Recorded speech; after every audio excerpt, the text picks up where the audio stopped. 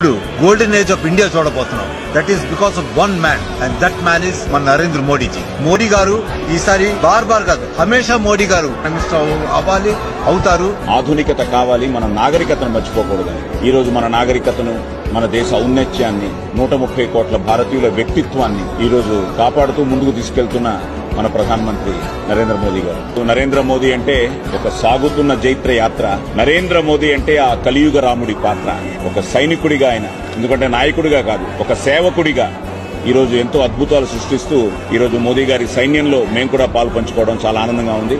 దేశం గురించి ఆలోచించగలిగే ఒకే ఒక మనిషి, నిజాయితీ పరుడు, దోచుకోవడానికి అవకాశం ఉన్నా కూడా దోచుకోవడానికి తెలియనటువంటి వ్యక్తి ఆయనే మోదీ గారు. ఆయన ఈ దేశానికి మళ్లీ ప్రధానమంత్రి అయితే ఇంకొక 5 సంవత్సరాలు గనక ఆయన పరిపాలన భారతదేశంలో ఉంటే మనం 50 సంవత్సరాలకు కావాల్సిన అభివృద్ధిని అయితే మనం ఖచ్చితంగా చూస్తాము.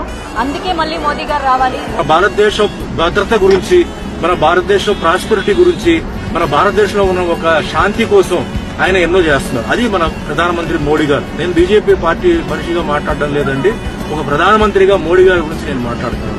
ఆయన ఎన్నో విషయాలు ఇంతవరకు ఏ పార్టీ చేయని ఒక విషయాన్ని ఆయన ఈ రోజు ఆయన సాధించారు. ముఖ్యంగా చెప్పాలంటే ఒక రామ మందిరం గురించి ఎన్నో సంవత్సరాల నుంచి దీన్ని ఒక ఎలక్షన్ టాపిక్ గా పెట్టుకున్న ఒక విషయాన్ని ఆయన క్లియర్ చేశారు. అలాగే ఆర్టికల్ 370, అలాగే కాశ్మీర్ విషయం.